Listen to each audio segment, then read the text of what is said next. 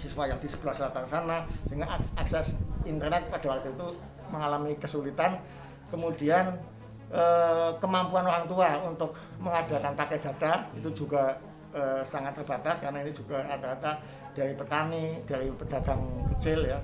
Kemudian kepemilikan HP Android ya oleh orang tua atau mungkin nanti dengan putra-putrinya bagi penggunaan, beberapa anak tidak memiliki. Nah, akhirnya pada waktu itu kami tim pengembang sekolah bermusyawarah untuk menyusun pesawat radio dan terselesaikan diresmikan oleh Bapak Kepala Dinas pada tanggal 19 Juli tahun 2020 pada waktu itu. Kemudian pada waktu kami ditunjuk menjadi satu-satunya SMP di Kabupaten Pemalang yang menjadi proyek percontohan pembelajaran tatap muka terbatas oleh provinsi, yaitu pada bulan Maret dan April. Akhirnya Bapak Bupati, Bapak Wakil Bupati yang terpilih, Pak Agung dan Pak Mansur juga tersorawuh dan bisa menyapa orang tua melalui radio.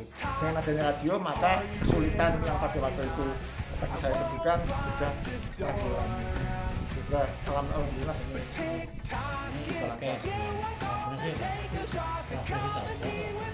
tahap 1 untuk siswa tahap 1. Kemudian untuk guru karyawan SMP Negeri 1 Bode, pada waktu kami ditunjuk oleh provinsi untuk mewakili Kabupaten Pemalang untuk pembelajaran tatap muka terbatas, syaratnya adalah semua guru karyawan wajib vaksin 2 kali, dan alhamdulillah pada bulan Maret April kami sudah menyelesaikan vaksin 2 kali untuk guru karyawan seluruhnya. Nah, ini siswa kami ajak untuk bisa ke sana. Jadi biar indah, sehingga terjadi kekebalan pada diri sendiri dan juga kekebalan secara community atau masyarakat SMP Negeri 1. Itu harapannya, sehingga hari ini mulai dilaksanakan. Itu Pak, terkait misalnya ada seleksi siswa yang tidak mau divaksin gimana Pak? Misalnya ada salah satu siswa yang memang sudah umur memang bisa divaksin tapi kemudian tidak mau, gimana? Kalau yang di bawah umur jelas, itu jelas ya. Kemudian kalau ada siswa yang misalnya ketakutan, kemudian kami mengadakan pendekatan persuasif. Ya, persuasif. Kecuali kalau memang ada sakit ya, dan nanti juga saya konsultasikan dengan ahlinya, yaitu para nakes. Jadi selalu pendekatan seperti itu. Menggelitik tadi Pak kaitan dengan pemancar radio, berarti siswa mengikuti pelajaran lewat gelombang radio, berarti lewat gelombang radio. Dan sudah berapa bulan atau sudah berjalan berapa tahun Pak? Sudah, berarti berdiri 19 Juli 2020, berarti 1 tahun lebih. Pada waktu 3 bulan pandemi saya merasa kesulitan karena tadi kendala-kendala, dan saya dengan tim pengembang berusaha untuk mendirikan itu, dan alhamdulillah dihasilkan oleh Pak Mu'alif pada waktu itu, sehingga setiap dari Sabtu misalnya hari ini tadi adalah siaran pembelajaran untuk yang kelas 9, Senin kelas 7 paralel 7A sampai 7I, dan Selasa paralel, kemudian Rabunya juga paralel kelas 9. Itu kembali lagi sebetulnya kelas 7, dimana kelas 8 dan kelas 9. Sedangkan kelas-kelas lain yang tidak siaran radio berarti nanti ada pembimbingan melalui online, tapi kan sifatnya hanya tugas-tugas melalui WA. Kemudian mungkin materi tidak seperti dulu ketika belum ada radio, kan harus menyampaikan pelajaran melalui Zoom meeting, hanya memakan kuota. Itu sehingga saya jalan, luring radio jalan, kemudian yang pembimbingan itu. Tapi juga ada interaktif Pak, interaktif artinya seperti dipancarkan oleh penyiarnya, kemudian ngikuti dan tanya, ada bisa ada halo busa ya, nanti halo busa di nomor busa Bode 1 itu juga seperti itu. Dan ini Pak, tanggapan semua kegiatan ini pejabat secara pribadi, untuk kegiatan baik vaksin, kegiatan sekolah, tanggapan untuk ini sampai adanya PKBM darurat atau kemudian pembatasan dan sebagainya, itu Bapak menyikapinya gimana Pak?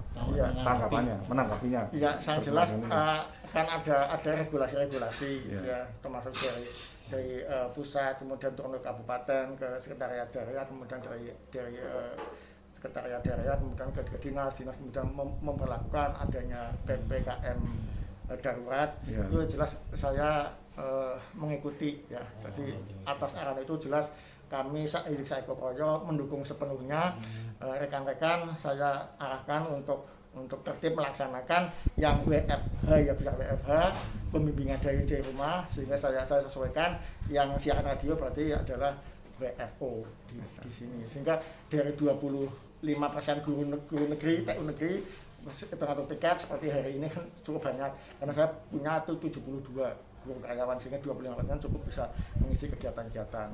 Yang di sekolah berarti kegiatan di sekolah, yang di rumah berarti pembimbingan gitu. Dan ini Pak, ini yang terakhir Pak, itu harapannya ke depan gimana Pak? Kegiatan akan panjangan mungkin terkait dengan pandemi, kegiatan belajar mengajar gimana Pak? Memang dulu saya juga bermimpi mudah-mudahan radio saya hanya diungsikan lama-lamanya 1 tahun lah, sehingga sudah bisa kembali pada pembelajaran tatap muka yang reguler.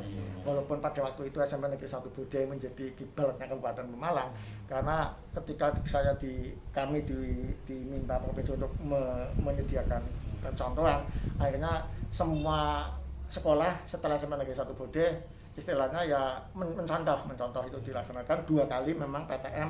Kemudian pada waktu itu ada pandemi lagi, sehingga yang mestinya tanggal 12 Juli main kan, mestinya SMP Negeri 1 Bode adalah satu-satunya SMP yang akan memainkan pembelajaran tatap muka terbatas di 12 Juli sudah menjadi 480, karena awal tatap muka itu adalah oleh provinsi 120, di 2 kalikan 240. Mestinya saya sudah bermimpi kalau 12 Juli itu menjadi 480. Siap. Ya, semua sabar saya sudah saya kata, sehingga protokol kesehatan saya sudah sudah.